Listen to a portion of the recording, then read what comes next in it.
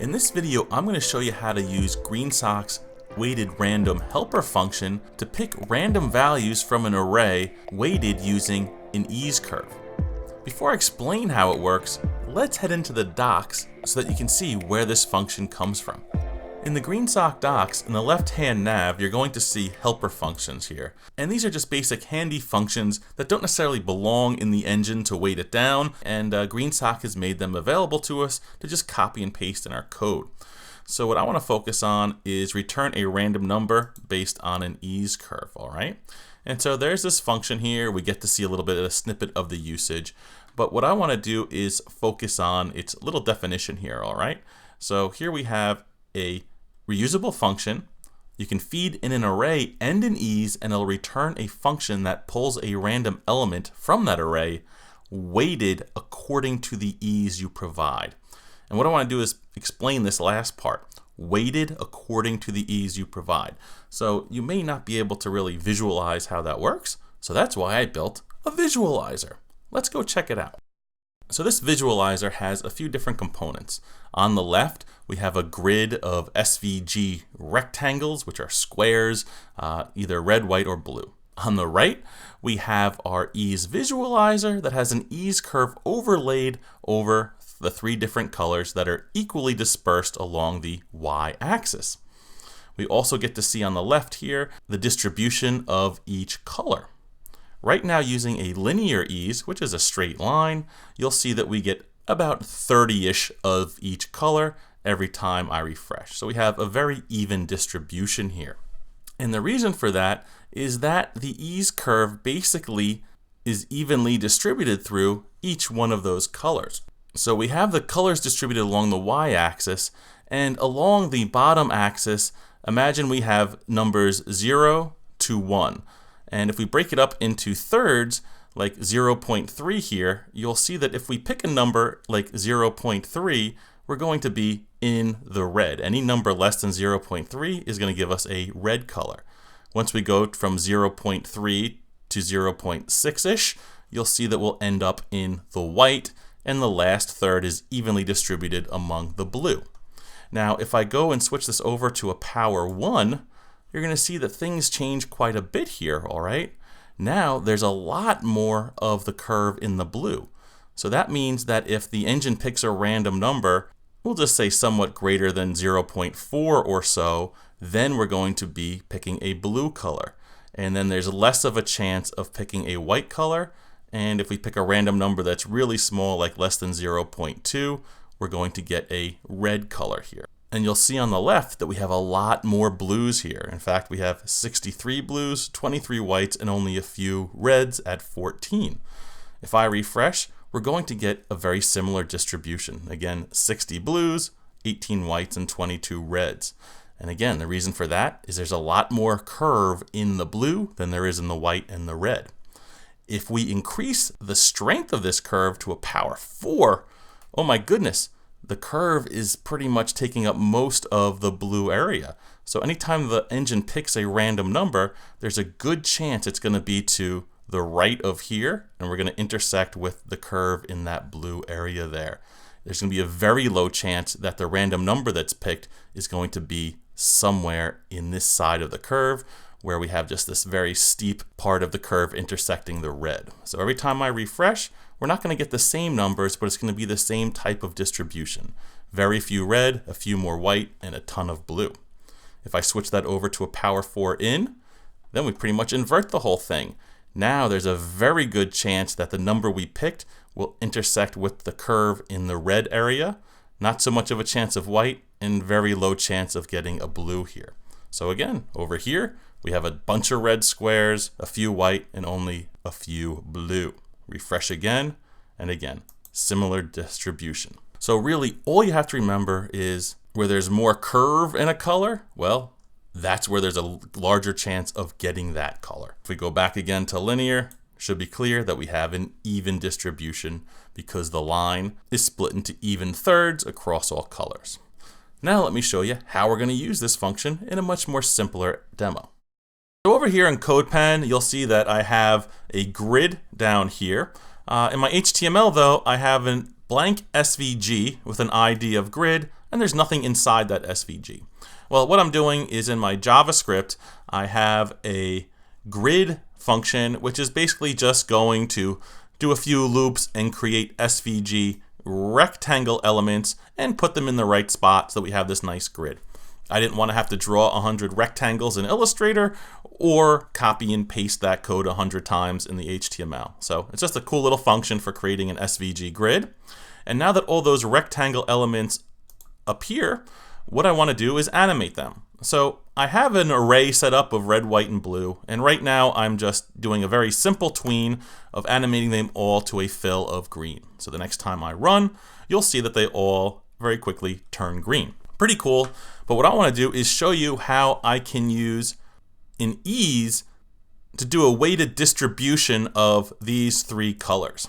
So let's just jump over to the docs where we were before, and I'm just going to copy out this function right here. I'll do a Command C, and then in CodePen, somewhere above where I have my array, I'm going to paste in that function.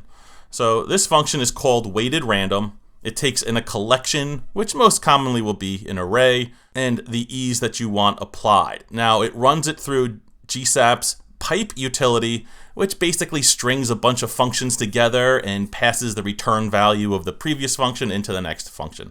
I can't cover that all right now, perhaps in the future, but for now you can check out pipe in the GreenSock docs. But the important thing to know about the weightedRandom function is that it returns a function, okay? And like me, you may be used to functions returning values that you use. Well, this function returns a function, and what does that mean exactly? Well, let's start out by doing a very simple console.log, and I'm going to call the weightedRandom function, and I'm going to pass in my colors array, and I'll just say an ease of power 2, okay?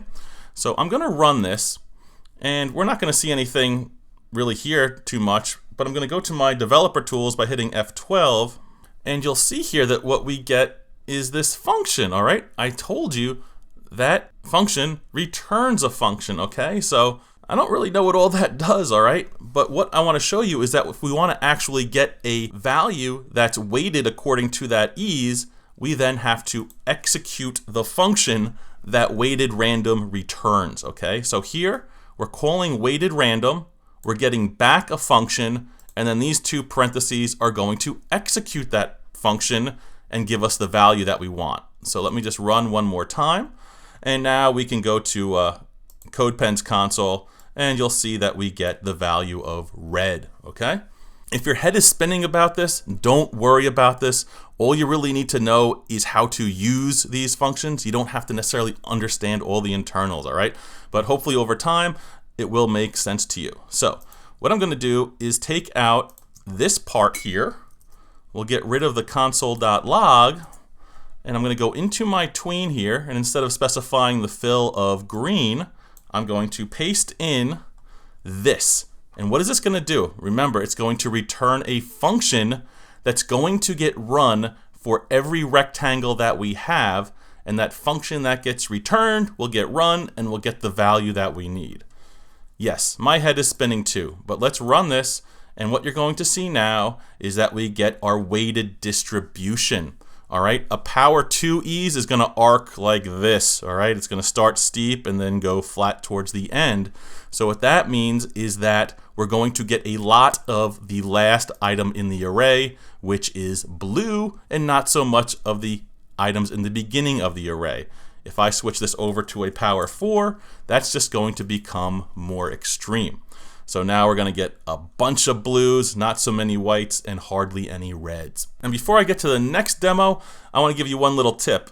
Instead of putting this function call down here in the tween, what we can do is create a reference to it so that we can reuse it in other tweens. So what I'm going to do is say, let random color equal whatever this function here is going to return. So now I can put in my tween random color. I'm going to run, and we should get the same results and no errors. Awesome. Here we have a weighted distribution of colors that we're using in a tween. But I want to make it clear that we don't necessarily need to use this function for values that we're tweening to. We can use it to perhaps select elements that we're using in generative art, all right? Maybe we have a bunch of monsters and we want to select more Yetis than aliens or something like that. Who would ever do that? Well, I would. Let's check it out. All right, so here I have a demo where I have this Yeti thing, I have a crab, and I have an alien that I very quickly drew. In my HTML, there's really nothing there whatsoever.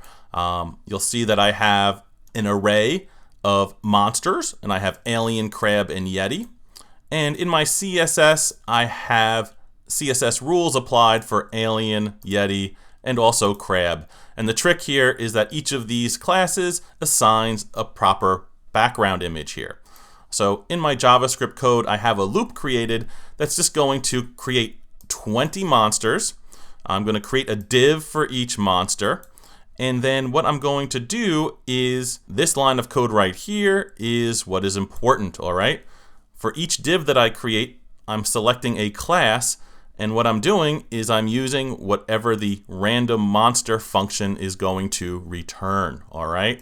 And I have random monster is referring to weighted random, passing in the monsters array, and the power 2e's. So when this code runs, a power 2e's is going to favor the last item in the array. Remember, it arcs over like this. You can go back to that first part of the video if you need help with that. But now when I run, you're going to see that I get a bunch more Yetis than I do aliens and crabs. Now, if I want to have more aliens, because they're the first item in the array, I could do power 2 dot in, and when we run, you're going to see that we now get a different randomly weighted distribution. I get a ton of these alien looking things, a few crabs, and only one lone Yeti.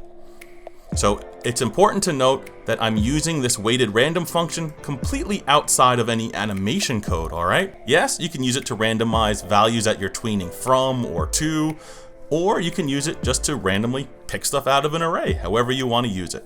So be sure to study these demos and use them as a starting point for your next cool project. Between using function-based values and weighted random, you're gonna be able to get some really cool staggered effects, and I'm just gonna keep on teaching you how to put this stuff together. This video is part of my premium course, GSAP 3 Beyond the Basics, where I help you take your GSAP skills to the next level. Check the description below for more information. If you like this video and want to see more free ones, subscribe to the channel. This video over here is a great place to start. Thanks for watching.